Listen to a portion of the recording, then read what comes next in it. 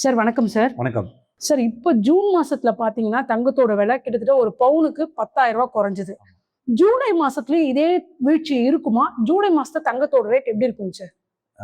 நிச்சயமாக என்னை பொறுத்தவரை இது தங்கத்தினுடைய சரிவு என்பது ஒரு தொடரக்கூடிய ஒரு நிகழ்வாக தான் இருக்கும் என்று நான் நினைக்கின்றேன். ஏனென்றால் ஃபெடரலுடைய நடவடிக்கைகள், அவர்களுடைய பேச்சு தொனி இவை எல்லாமே பார்க்கும் பொழுது வட்டி வீதங்களை உயர்த்துவதற்கான வாய்ப்புகள் இருப்பதாகவே செய்திகள் வருகின்றன. ஒன்று. இரண்டாவதாக முக்கியமாக ஜூலை மாதத்தில் இந்த வார இறுதியில் வந்து முக்கியமான ஒரு டேட்டா வெளியாக இருக்கிறது. அமெரிக்காவினுடைய வேலைவாய்ப்பு பற்றிய ஒரு புள்ளி வரும். அது வந்து எந்த அளவுக்கு மார்க்கெட்டை வந்து ஒரு நெக்ஸ்ட் லெவலுக்கு கொண்டு போவதற்கு மேல் நோக்கியோ அல்லது கீழ் நோக்கியோ இரண்டு பக்கத்துலையும் இருக்கலாம். பட் அதே சமயத்தில் சென்ற மாதத்தினுடைய ஜாப் ரிப்போர்ட் வந்து ஒரு அமெரிக்காவினுடைய பொருளாதாரத்துக்கு வலு சேர்க்கும் வகையில் இருந்தது. அதன் தொடர்ச்சியாகத்தான் நம்ம வந்து பார்த்தோம். அதன் பிறகு வந்து பணவீக்க குறியீடு வந்து அதிகமாக காணப்பட்டது. இந்த producer expenditure consumption personal consumption எக்ஸ்பெண்டிச்சர்னு ஒரு குறியீடு இருக்கு. அது வந்து 3.6 அறிவிக்கப்பட்டது. இது 3.6 ஒரு பெரிய இன்ஃப்ளேஷன் அமெரிக்காவை பொறுத்தவரை. ஸோ அப்படிப்பட்ட சூழ்நிலையில இந்த 3.6 உடனடியாக பெரிய அளவுக்கு குறைவதற்கான வாய்ப்புகள் மிக மிக குறைவு. ஸோ வரக்கூடிய காலகட்டத்திலையும் இந்த பணவீக்கம் வந்து ஓரளவுக்கு படிப்படியாக குறையலாமே தவிர ஒரேடியாக 2% என்ற இலக்கை நோக்கி நகர்வதற்கான வாய்ப்புகள் மிக மிக குறைவு. ஸோ அப்படிப்பட்ட சூழ்நிலை அவங்க வந்து நிச்சயமாக வட்டி விகிதங்களை உயர்த்துவதற்கான வாய்ப்புகள் இருக்கின்றன. இது ஒரு எதிர்மறையான செய்தி தங்கத்திற்கு. சார் இந்த டேட்டா வந்து லாஸ்ட் டைமே ஃபெடரல் ரிசர்வ் வந்து வட்டியை ஏத்துனாங்கன்னா அது தங்கத்துக்கு நெகட்டிவான செய்தின்னு சொன்னீங்க. இப்போ யுஎஸ்ல இந்த ஒரு டேட்டா மட்டும் இல்லாம பல டேட்டா இருக்கு. அது எல்லாமே தங்கத்தோட சம்பந்தப்பட்டிருக்கு. இப்ப இந்த டாலர் இண்டெக்ஸ் எவ்வளவு சம்பந்தம் இருக்குங்க சார்? அதான் நிச்சயமாக இந்த மாதிரி, அதாவது இந்த அமெரிக்காவுடைய பொருளாதாரம் சார்ந்த புள்ளி விவரங்கள் அனைத்துமே டாலருடைய மதிப்பை நோக்கி நகர்கின்றன. அதனுடைய டாலர் இண்டெக்ஸ் நம்ம குறியீடு சொல்றோம் இல்லையா? ஒரு மாதத்துக்கு முன்பாக இந்த டாலர் இண்டெக்ஸ் எங்க இருந்ததுன்னா 98ல இருந்தது. இப்போ படிப்படியாக 98, 99, 101 என்ற ஒரு குறியீடாக காணப்படுகிறது. இதுதான் வந்து ஒரு disturbing factor for the gold. So வரக்கூடிய காலகட்டமும் அப்படிதான் இருக்கும். அதாவது சந்தையை பொறுத்தவரை, தங்கச்சந்தையை பொறுத்தவரை பார்க்கும் பொழுது வரக்கூடிய நிகழ்வுகள் தான் தங்கத்தினுடைய விலையை தீர்மானிக்கின்றன. அதாவது அடுத்த நடவடிக்கை எப்படிப்பட்ட நடவடிக்கையாக இருக்கக்கூடும் என்கின்ற ஒரு எதிர்பார்ப்புல தான் வர்த்தகம் நடைபெறுகிறதே தவிர, ஒரு டேட்டா வந்ததுக்கு அப்புறமா ஒருவேளை அதுல அதிகமாகவோ இல்லை குறைவாகவோ தான் அதுக்கு தகுந்த மாதிரி அட்ஜஸ்ட் செய்யுமே தவிர, பட் பெரும்பாலான நேரத்தில் பார்க்கும்போது மார்க்கெட் ஆல்ரெடி ஒரு இப்படிதான் இருக்கக்கூடும் அப்படிங்கிற ஒரு இலக்கை நோக்கி தான் வர்த்தகம் நடைபெறுகிறது. அந்த மாதிரியான செய்திகள் தான் தற்போது வந்து கொண்டு இருக்கின்றன. அதுதான் வந்து தங்கத்துக்கு இப்போது விலை இறங்குவதற்கு முக்கிய காரணமாக இருக்கிறது. சார் இப்போ 2 மாசத்துக்கு முன்னாடி என்ன சொன்னா, ஈரான் யுஎஸ் போறனாலதான் கோல்டு ரேட் குறையுது அப்படின்னு. அதுக்கப்புறம் இப்ப என்ன சொல்லணும்னா, வட்டி ரேட்டு குறைக்க போறாங்க அமெரிக்கா, அதனால குறையுதுங்கிறோம். இந்த நியூஸ்க்கு தான் தங்கத்தோட விலை வந்து ரியாக்ட் ஆயிட்டு இருக்கா, அல்லது நிஜமாலுமே ஒரு வீழ்ச்சி போக்கு இன்னும் ஒரு 6 மாசத்துக்கு தொடருமா? என்ன ஆகும் சார்? இல்லை, இது வந்து டைரக்ஷன்ஸ் அப்படி பார்த்தீங்கன்னாக்கா, இது வந்து போர் தொடங்கிய பிறகு ஒரு வாரத்துக்கு பிறகு வந்து மார்க்கெட் வந்து தன்னை சுதாகரித்துக் கொண்டது. அதாவது இதனுடைய விளைவுகள் எங்கெங்க போய் முடியும் என்கின்ற ஒரு கணக்கில் வர்த்தகம் நடைபெற்றது. ஸோ போர் வந்து கண்டினியூஸாக கிடைக்கிறது. 1 மாசம் ஆச்சு, 2 மாசம் ஆச்சு, 3 மாசம் தொடர்ந்த பிற்பாடு என்ன நடந்ததுன்னா, பணவீக்கம் ஏறக்கூடிய ஒரு அறிகுறி தென்பட்டது. அது உடனடியாக மார்க்கெட் அதுக்காக தான் செல்ஃப் கரெக்ஷன் பண்ணிக்கிட்டது. ஸோ பட் இப்போ என்ன நினைக்குதுன்னாக்கா, மார்க்கெட்டுடைய எதிர்பார்ப்பு என்னன்னா, இந்த வருடம் 2026ஆம் ஆண்டு வட்டி விகிதங்கள் உயர்த்துவார்களா இல்லையா அப்படிங்கிற அந்த ஒரு கேள்விக்கான விடையை தேடிதான் இந்த சந்தை நகருகிறது. இந்த சூழ்நிலையில பார்க்கும்போது இப்போ இருக்கக்கூடிய தரவுகள் படியில பார்த்தீங்கன்னாக்கா, நிச்சயமாக வட்டி விகிதங்களை உயர்த்தியால் மட்டுமே தான் இந்த இன்ஃப்ளேஷனை கட்டுப்படுத்தக்கூடிய அளவுல இருக்கும் என்கின்ற ஒரு எதிர்பார்ப்பு அதிக அளவில் இருக்கு. அங்க வந்து சந்தையில் அமெரிக்காவில் பார்க்கும்போது எப்போதும் என்ன பண்ணுவாங்கன்னா, உடனே ஒரு சர்வே எடுத்துருவாங்க. எத்தனை பேருடைய ஒரு எக்கனாமிஸ்ட் ஆர் பெரிய லெவலில் பார்க்கும்போது நிறுவனங்கள்லாம், நிதி நிறுவனங்கள்லாம் என்ன சொல்கின்றன, அவருடைய கருத்துக்கள் எப்படி இருக்கின்றன, அதாவது இந்த இன்ட்ரெஸ்ட் ரேட் ஏற்றுவாங்களா ஏற்ற மாட்டாங்களாங்கிறத பற்றி ஒரு டிபேட் நடக்கும். உடனடியாக ஒரு சர்வே பண்றாங்க. அப்படி பார்க்கும்போது கிட்டத்தட்ட ஒரு 60% மேல என்ன சொல்ல வர்றாங்கன்னாக்கா, நிச்சயமாக ஒரு செப்டம்பர் மாதத்தினுடைய கூட்டத்தில், எஃப்ஓஎம்சி கூட்டத்தில் வட்டி விகிதங்களை உயர்த்துவதற்கான சாத்தியக்கூறுகள் இருப்பதாக தான் அவங்க சொல்றாங்க. ஸோ அதை நோக்கி தான் இப்போ நகர்கிறது.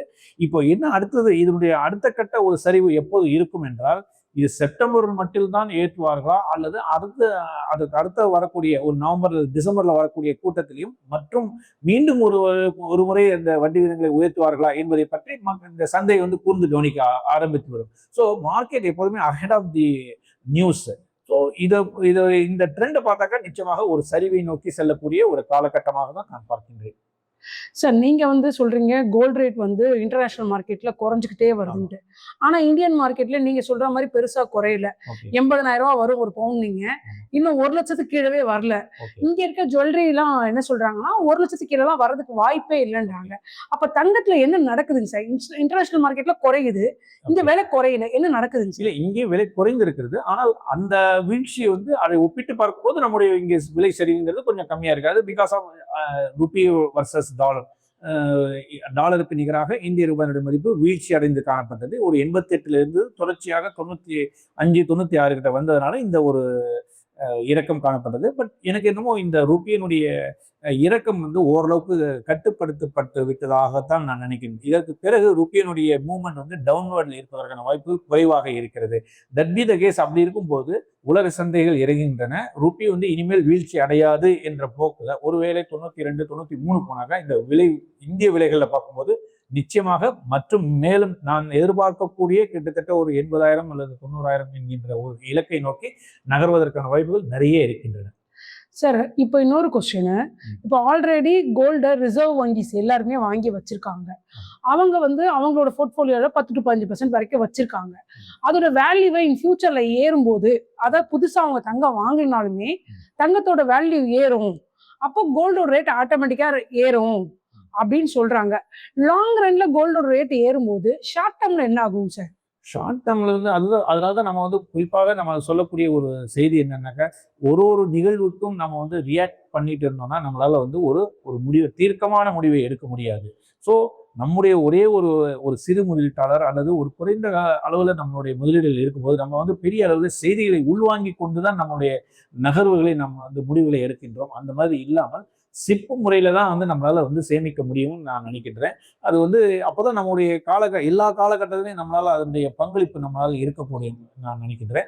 முக்கியமாக தங்கத்தை பொறுத்தவரை ஒரு லம்சம் இன்வெஸ்ட்மெண்ட்டாக அது பார்க்கவே கூடாது. எப்போதெல்லாம் மிகவும் மிகவும் விலை குறைந்து காணப்பட்டு கடையில கூட்டமே இல்லை அப்படிங்கிற பட்சத்தில் மட்டும்தான் நம்ம வந்து நம்முடைய முதலீடுகளை நாம் மேற்கொள்ள வேண்டுமே தவிர ஒரு பெரிய அளவில் போட்டி போட்டுக்கொண்டு பக்கத்து வீட்டில் வாங்கியிருக்காங்க எல்லார் வீட்லையும் வாங்கியிருக்காங்க அந்த ஒரு ஒரு செய்தியை வைத்துக் கொண்டு நம்மளும் வாங்குறதுங்கிறது ஒரு நல்ல முடிவாக இருக்காதுன்னு நான் நினைக்கின்றேன். சார் தமிழ்நாட்டுல போய் நீங்க வந்து சார் தங்கம் கடையில கூட்டம் குறையணும்னா அது இப்போதைக்கு நடக்காத காரியம் சார்.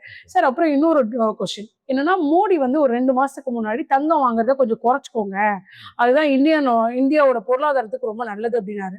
இப்ப நேத்து பாத்தீங்கன்னா தங்கம் வாங்காம இருந்ததுக்கு நன்றி, ஏன்னா இறக்குமதி குறைஞ்சிருக்கு அப்படின்னு இருக்காரு.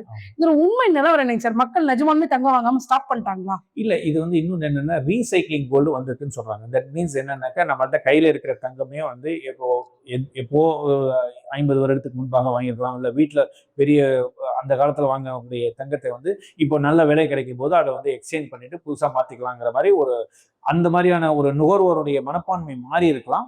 அந்த ஒரு ஆட்டிடியூட்ல வந்து இந்த மாதிரி உங்களுக்கு வந்து இப்போ நிறுவனங்களுக்கு அதாவது தங்க நகை உற்பத்தி செய்வர்களுக்கு ஒரு ரா மெட்டீரியலா பார்க்கக்கூடிய இந்த தங்கம் வரணும்னாக்கா ஒன்றும் வெளியிலேருந்து இம்போர்ட் பண்ணி இந்த இந்தியாவில் இம்போர்ட் பண்ற நிறுவனங்கள்லேருந்து அவங்க வாங்கி அதை வந்து புதிய நகைகளாக உருவாக்க வேண்டும். அல்லது வெளியிலேருந்து வரக்கூடிய இரண்டாம் கட்ட சந்தை நம்ம சொல்றோம் செகண்டரி மார்க்கெட்லேருந்து வரக்கூடிய தங்கத்தை வச்சு பண்ணலாம். பட் அந்த மாதிரியான நிகழ்வுகள் நிறைய நடந்திருக்கின்றன.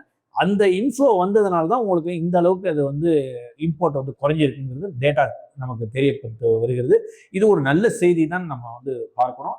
நிச்சயமாக ஒரு பொருளாதாரத்தில் வந்து ஒரு தங்கம் வந்து ஒரு பெரிய அளவில் வந்து ஒரு பணப்புழக்கம் தராத ஒரு முதலீடாக பார்க்கப்படுகிறது. ஒரு அசெட்னா ஒரு டெட் அசெட்டாக தான் நம்ம பார்க்கின்றது. அதனுடைய பொருளுடைய மதிப்பு என்பது தானாக உயரும் பொழுதுதான் வருகிறதே தவிர அதனுடைய டிவிடெண்டோ அதுலேருந்து எது விதமான ஒரு பலன்களும் நமக்கு வந்து இருக்க போவதில்லை. நமக்கு தேவை கருதி நம்ம வாங்குவது நிச்சயமாக வேண்டாம் என்று நம்ம சொல்ல முடியாது. ஆனால் ஒரு இன்வெஸ்ட்மெண்ட் பாயிண்ட் ஆஃப் வியூல பார்க்கும்போது தங்கம் வந்து இன்றைய காலகட்டத்தில் முதலீடு செய்வதற்கு ஏற்ற ஒரு ஒரு மெட்டலாக நம்ம சொல்ல முடியாது. நிச்சயமாக இதை நம்ம கடந்து இதை தவிர பல்வேறு முதலீடுகள் இருக்கின்றன என்பதை முதலீட்டாளர்கள் புரிந்து கொள்ள வேண்டும். சார் வேற என்னென்ன முதலீடுலாம் இருக்கு ஒரு கொஸ்டின். இன்னொன்னு ரீசைக்கிள் தங்கம் வந்து பழைய தங்கம் திரும்பவும் கடைகளுக்கு வருது அப்படின்னீங்க. அப்படி வரும்போது அதுக்கான இம்போர்ட் டியூட்டி ரொம்ப குறைஞ்சிருக்கும். ஏன்னா இம்போர்ட் பழைய தங்கத்தை கொடுக்கும்போது இம்போர்ட் டியூட்டி இருக்காது. ஆனா கடைகள் புது விலையில தான் விற்கிறாங்க அப்படின்றப்ப இதை மக்கள் எப்படிங்க சார் புரிஞ்சுக்கணும்? இது வந்து ஒரு நிச்சயமாக முதலீட்டாளர்கள் அதாவது இன்வெஸ்டர் நம்ம சொல்லக்கூடிய ஒரு சிறு முதலீட்டாளர்களும் அல்லது வீட்டில் இருக்கவங்க எல்லாருமே இது வந்து தெரிந்து கொள்ள வேண்டிய ஒரு செய்தி. இதெல்லாம் நம்ம அறிந்து கொள்ளாமல் நம்ம வந்து வெறுமே ஒரு ஒரு தங்கம் என்றால் எப்போதுமே கை கொடுக்கும். நிச்சயமாக தங்கம் வந்து கை கொடுக்கும். நிச்சயமா இப்போ நான் என்கிட்ட ஒர்க் பண்றவங்கள்ட்ட கேட்கும்போது, எதுக்குப்பா நீ தங்கம் வாங்குற அப்படின்னு கேட்டா என்ன சொல்ல வராங்கன்னா, சார் ராத்திரி 9 மணிக்கு எனக்கு அவசரமா பணம் வேணும்னா நான் பேங்க் இருக்காது, நான் யார்கிட்ட போய் நான் கடன் வாங்குவேன். ஸோ எனக்கு வந்து தங்கம் வந்து பக்கத்துல ஒரு கடையில கொடுத்தாக்கா நான் வந்து I can get loan amount கிடைக்கும் அப்படிங்கிறாங்க. ஸோ தங்கம்ங்கிறது நிச்சயமாக நம்ம வாழ்வுல வந்து ஒரு வாழ்க்கையிலே ஒரு நிச்சயமான ஒரு தேவையான ஒன்று. அதுல வந்து மறுக்கவே முடியாது. அது ஒரு அசெட். பட் அதனோட லிமிடேஷன்ஸ் தான் நம்ம நம்ம இவ்வளவு தூரம் நம்ம பேசுறதே வந்து ஒரு லிமிடேஷன்ஸ் தான் நம்ம வைக்கிறோம். ஒரு ஒரு அசெட்டுக்கு எவ்வளவு தூரம் நம்ம வந்து அதை நம்முடைய போர்ட்ஃபோலியோல வச்சுக்கலாம். ஒரு தங்கம் சார்ந்த முதலீடு எவ்வளவு, ரியல் எஸ்டேட் சார்ந்த முதலீடு எவ்வளவு, அல்லது ஈக்விட்டியோ அல்லது மற்ற பல முதலீடுகள்லாம் நம்ம சீட்டு கட்டுறோம், எவ்வளவோ இருக்கு. பட் இது மாதிரி தங்கத்தில் மாதிரி முதலீடுங்கிறது வந்து ஓரளவுக்கு நமக்கு என்ன அளவுக்கு தேவையோ அந்த தேவையினுடைய நோக்கத்தை மட்டும் பூர்த்தி செய்வதாக இருந்தால் நிச்சயமாக நல்ல முதலீடாக இருக்கும். மறுபடியும் நம்ம வந்து இதுல நிறைய பேருடைய எண்ணங்கள் எப்படி இருக்கின்றன, நாங்க வந்து ரிட்டர்னுக்காக வாங்கல, அவங்க வந்து கை கொடுக்கும் ஒரு பணம் வந்து இம்மீடியட்டா ஏடிஎம்ல போய் நம்ம டிரா பண்ற மாதிரியான ஒரு முதலீடாக அவங்க பாக்குறாங்க. எனக்கு நான் எங்கிட்ட ஒர்க் பண்ற லேபர்ஸ் கேட்கும் போது அவங்க என்ன சொல்றாங்க, ரிட்டர்ன்ஸ்லாம் நாங்க பார்க்கல சார், எனக்கு வந்து யாருக்கு பணம் இம்மீடியட்டா கொடுப்பாங்க, அதுக்கு நாங்க வந்து தங்கத்தை வந்து ஒரு சின்னதா இருக்கு, ஈஸியா இருக்கு, கையில் அடக்கமாக இருக்கிறது, வீட்டில் வச்சுக்கிட்டு அவசரத்துக்கு தேவைக்கு அது வந்து பயன்படுகிறது, அந்த நோக்கத்துல தான் வாங்குறாங்க தவிர ஒரு முதலீட்டாளராக நீங்க வந்து வாங்கினீங்கன்னா கணக்கு போட்டு பார்த்தீங்கன்னா நிச்சயமாக ஒரு பெரிய அளவில் ஒரு ரிட்டர்ன் கொடுக்காத ஒரு முதலீடாகத்தான் நான் பார்க்கிறேன். சார் நீங்க சொல்ற மாதிரி தங்கம் ரிட்டர்ன் கொடுக்காதுன்றீங்க. ஆனா 2012, 13 தான் தங்கம் 1 பவுன் 20,000 அப்படின்ற ஓகே, ஹையை டச் பண்ணுச்சு. அடுத்த 10, 12 வருஷத்துல திரும்ப 1,00,000ன்ற ஹை டச் பண்ணிருக்கு. கரெக்ட். ஸோ லாங் ரன்ல ரிட்டர்ன் கொடுத்துட்டு தானே சார் எஸ், நிச்சயமா. அப்படின்னாக்கா நம்முடைய முதலீடுகளை நம்ம வந்து 10 வருட இலக்காக மாற்றிக்கொள்ள வேண்டும். நான் வந்து இப்ப மறுபடியும் நீங்க சொன்னது கரெக்ட். 2012ஆம் ஆண்டுல நீங்க முதலீடு செஞ்சீங்கன்னா இன்னைக்கு வந்து நல்ல ரிட்டர்ன். அது வந்து தவறான ஒரு கணக்கு கிடையாது. நிச்சயமாக நீங்க சொல்ற செய்தி உண்மையான செய்தி தான். அதுல மாற்றமே கிடையாது. சரி, இப்போ 2026ல நம்ம வாங்குற தங்கத்தை வந்து 28லயோ 30லயோ நம்மளால we can't get the same type of ஒரு ரிட்டர்ன் கிடைக்குமா? நிச்சயமாக கிடைப்பதற்கான வாய்ப்பு மிக மிக குறைவு. அதை தான் நம்ம வந்து திருப்பி திருப்பி சொல்றோம். ஸோ இது மறுபடியும் ஒரு கன்சாலிடேஷன் ஃபேஸ்க்கு வரும்போது நம்ம மறுபடியும் ரீஎன்ட்ரி பண்ணணுமே தவிர, ஏன்னா இந்த இப்போ $5,500 போனது கிட்டத்தட்ட இப்போ வந்து $4,000 இருக்கிறது, $1,500 1/3 வந்து இப்போ குறைஞ்சிருக்கு கிட்டத்தட்ட. திருப்பியும் இன்னும் என்னை பொறுத்தவரைக்கும் இன்னொரு $1,000 குறைவதற்கான வாய்ப்புகள் நிறைய இருக்கின்றன. அந்த மாதிரி ஒரு $1,000 குறையும் போது நம்ம உள்நாட்டு சந்தையிலையும் ஓரளவுக்கு குறையும். அதுல ஒரு அட்லீஸ்ட் ஒரு 50% உள்நாட்டு சந்தையில குறையும். அந்த காலகட்டத்துல தான் நம்ம வந்து முதலீடுகளை மேற்கொள்ளலாமே தவிர, இப்பவே நான் போய் ஏதோ புக் பண்ணி வச்சுக்கிற மாதிரி நம்ம வந்து அதை பண்ண தேவை அவசியமே கிடையாது. பட் இதற்கான எதிர்மறையான கூற்றுகள், இதற்கு எதிர்மறையான ஒரு பார்வையாளர் முதலீட்டாளருடைய பார்வை கூட இருக்கலாம். நிச்சயமாக இது வந்து அவங்கவுங்க சொந்தமாக எடுக்கக்கூடிய முடிவுகள். பட் இந்த காலகட்டத்தில் வந்து நம்ம வந்து ஒரு 5 வருடத்து காலகட்டத்துக்கு இதை முடக்கி வைப்பதற்கு பதிலாக இந்த பணத்தை வேறு எதையாவது முதலீடு செய்து அதிலிருந்து நம்ம வந்து நம்முடைய இன்வெஸ்ட்மெண்ட்டினுடைய ஆதாயத்தை எடுப்பதற்கான வழிமுறைகள் இருக்கின்றன. இது எங்க இருக்குங்கிறத நீங்க தனி முதலீட்டாளர்கள் தங்களுடைய நிதி ஆலோசகரை கலந்து கொண்டு எந்த இடத்துல இந்த மாதிரி நான் இப்போ உடனடியாக தங்கத்தை முதலீடு செய்ய வேண்டுமா அல்லது பொறுத்திருந்து செய்யலாமா எப்படிங்கிறத நீங்க ஒரு ஒரு ஆலோசனை பெற்று அதன் பிறகு முதலீடு செய்யலாம். ஆனால் இது ஒரு தங்கத்து அதிகமாக விலை எந்த ஒரு உலோகமாக இருந்தாலும் சரி, அது ப்ரெஷியஸ் மெட்டலாக இருந்தாலும் சரி, அடிப்படை பேஸ் மெட்டல்ஸ் சொல்லக்கூடிய எந்த மெட்டலாக இருந்தாலும் சரி, இல்லை அதிகமான எதுவுமே வந்து உச்சத்தில் வாங்குவதை தவிர்க்க வேண்டும். அதை வந்து நம்மோட ஒரு குறிக்கோளாக வைத்துக்கொண்டு அதன் பிறகுதான் நம்முடைய முதலீடுகளை தொட வேண்டும். சரி, இப்போ வந்து ஒண்ணு ரேட் ஹையா இருக்கும்போது வாங்கக்கூடாது அப்படின்னு சொல்றீங்க. இன்னொன்னு இன்னும் $1,000 கீழே விழுறதுக்கான வாய்ப்பு இருக்கு அப்படின்றீங்க. அது எவ்வளவு நாள்ல நடக்கும்? $1,000 குறைஞ்சதுன்னா இந்தியால ரேட் என்னவா இருக்கும்? நிச்சயமாக இது வந்து டைம் ஃப்ரேம் எந்த யாராலையும் சொல்ல முடியாது. ஏன்னா இது எப்படி இதெல்லாம் நான் ஏன்னா கிட்டத்தட்ட ஒரு 20-25 ஆண்டுகளாக இந்த கமாடிட்டி துறையில நான் வந்து ஓரளவு தெரிந்து கொண்ட செய்தியின் அடிப்படையில் தான் நான் வந்து உங்கள்கிட்ட ஷேர் பண்ணிக்கிறேன். தட் இஸ் ஒரு கமாடிட்டி வந்து மேலே போனதுக்கு அப்புறமா அந்த ஒரு பீக் டச் பண்ணதுக்கு அப்புறம் பார்த்தீங்கன்னா அதுக்கப்புறம் வந்து டிமாண்டுங்கிறது குறையும், கண்டிப்பாக குறையும். இல்லை ஒரு ப்ராஃபிட் புக்கிங் ஆதாய பதிவு என்பது நடக்கும். இதையெல்லாம் வந்து முடிஞ்சு அதன் பிறகு என்ன நடக்கும்னாக்க கொஞ்ச நேரம் ஒரு கிட்டத்தட்ட ஒரு 4-5 ஆண்டுகளுக்கு ஒரு கன்சால்டேஷன் ஃபேஸ்ல தான் நடக்கும். தட் இஸ் என்ன நடக்கும்னாக்கா உடனடியாக குறைஞ்சதுனாக்கா இன்னும் கொஞ்சம் குறையும் அப்படிங்கிற அளவுல படிப்படியாக தான் இந்த விலை குறையுமே தவிர ஒரே காலகட்டத்தில் ஒரு ஸ்டீப் ஃபாலா வருவதற்கான வாய்ப்புகள் கிடையாது. அதனால தான் நான் வந்து இந்த சிப் முறையில் ஏன் சொல்ல வரேன்னா இது வந்து எந்த காலகட்டத்தில் வந்து நம்முடைய லோ ப்ரைஸ் கிடைக்கும் அப்படி. ஏன்னா இப்போ உதாரணத்துக்கு நம்ம வந்து 2011ஆம் ஆண்டு வந்து $2000 தொட்டது.